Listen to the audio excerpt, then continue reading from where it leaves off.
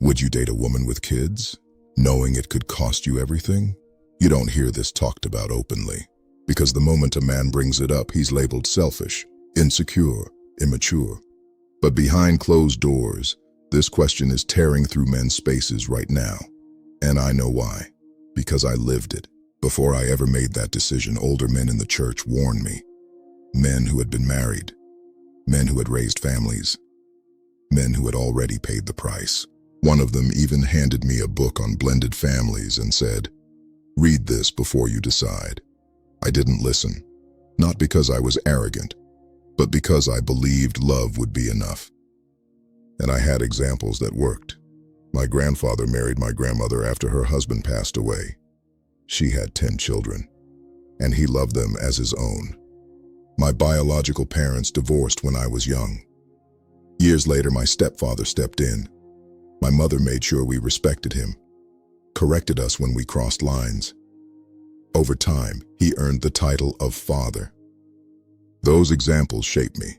So when I married a woman with children, I entered that marriage with a good heart. I loved her children like my own. People assumed they were mine. We were always together. I showed up fully, and for a while, it worked, until it didn't. Because loving children and leading a household are not the same thing. And this is where men need wisdom, not emotion. Blended families are hard, harder than most people admit, especially when discipline enters the picture. When a man corrects a child, and the mother steps in and sides with the child in front of him, even when the child is wrong, something breaks. Not loudly, but structurally. Respect erodes, authority collapses, unity fractures. And this isn't about cruelty, it's about alignment. I also had full custody of my son before the marriage. And here's a truth men rarely say out loud. While I loved her children deeply, my son was not always treated the same. Not openly, not violently, but subtly. Different patience, different grace, different expectations. And that matters. Because when a man brings children into a marriage, he must ask a hard question. Will this woman protect my child the same way I protect hers? Love alone does not guarantee fairness. And when the household isn't aligned, children feel it first. This becomes even more serious with boys, because boys need correction, responsibility, accountability. A boy needs a man who will teach him how to carry weight. When a stepfather steps into that role and faces resistance from the mother, not because the correction is wrong, but because she believes she's protecting her son, the boy loses something. Protection turns into shielding. Shielding him from responsibility, from discipline, from consequences. And the world does not shield grown men. Masculinity is modeled. It's forged through pressure, structure, and example. When a boy is raised without that balance, he pays for it later. So does the marriage.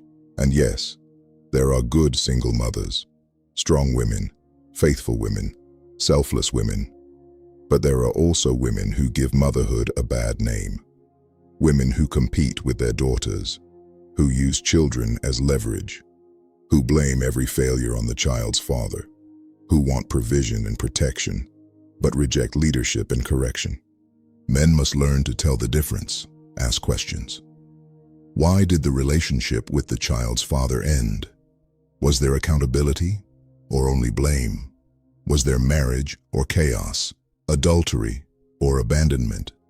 Because if a woman refuses responsibility in one relationship, she will carry that pattern into the next. This isn't hatred, it's discernment. And when this goes sideways, the legal consequences are devastating. Homes lost, savings erased, years undone. Rebuilding once is hard enough. Doing it again can break a man. After my divorce, long after everything was over, I told my mother, "I'll never date a woman with kids again." She said, "Your stepfather took on you." I said, "I know, Mom, but the climate is not the same." And it isn't. The risks are higher. The protections are fewer. The consequences are brutal. I don't regret loving those children. I don't regret entering that marriage with a pure heart. But if I had to do it all over again, I wouldn't do it. Not out of bitterness, not out of anger, but out of wisdom. And for men listening to this, I'm not telling you what to choose. I'm telling you to be careful. Watch. Listen. Ask hard questions. Because love without alignment will cost you everything. And before a man steps into a life that already has weight attached to it, he must decide if he's willing to carry it. That question is where this journey continues. That journey doesn't begin with action. It begins with awareness, with the quiet realization that rebuilding isn't just about what you lost. It's about what you ignored while you were trying to make something work. Most men don't enter these situations blind. They enter hopeful. They see potential. They see family. They see purpose. And they convince themselves that effort will correct what alignment never existed to support. At first, everything feels manageable. You're contributing. You're present. You're patient. You step into responsibility without being asked. You pay. You provide. You protect. And because you're doing what a man is supposed to do, you assume respect will follow. But respect in blended situations is not automatic. It's conditional. And many men don't realize that until they're already invested. The warning signs don't come as chaos. They come quietly. Small corrections questioned, boundaries softened, decisions overridden for the sake of peace. And peace becomes the excuse for avoiding accountability. You're told to be patient, to choose your battles, to let things slide, until sliding becomes the standard. And once a man's authority becomes negotiable, it is already compromised. This is where most men misunderstand strength. They believe endurance is leadership, but endurance without authority does not build a household. It erodes it. You're present, but not leading. Responsible, but not respected. Needed, but not supported. And when tension rises, alignment reveals itself. Words change, support disappears, and suddenly, the man who has been holding everything together is treated like the problem. Not because he failed, but because he would not disappear. This is the moment many men begin to pull back. Not out of anger, not out of pride, but out of self-preservation. Because fighting every day to be heard, to be respected, to be acknowledged, drains something deeper than energy. It drains identity. And when a household is divided, children learn quickly where power lives. They watch who gets corrected and who doesn't, who is defended and who is dismissed, who must adapt and who never has to. Once that lesson is learned, it becomes nearly impossible to reverse. The man becomes the outsider inside his own home, not because he abandoned responsibility, but because responsibility was never matched with authority. This is where the illusion finally breaks, not with one argument, not with one moment, but with the realization that love alone cannot hold a structure together. Love may open the door, but structure is what keeps the house standing. And when structure is resisted, everything else eventually collapses. This is the crossroads, where a man either continues sacrificing himself to preserve an image, or he accepts a painful truth, that some situations cannot be repaired without losing yourself in the process. Pulling back doesn't mean you didn't care. It means you finally recognize that disappearing inside a situation is not the same as saving it. Because rebuilding is not about replacing what was lost.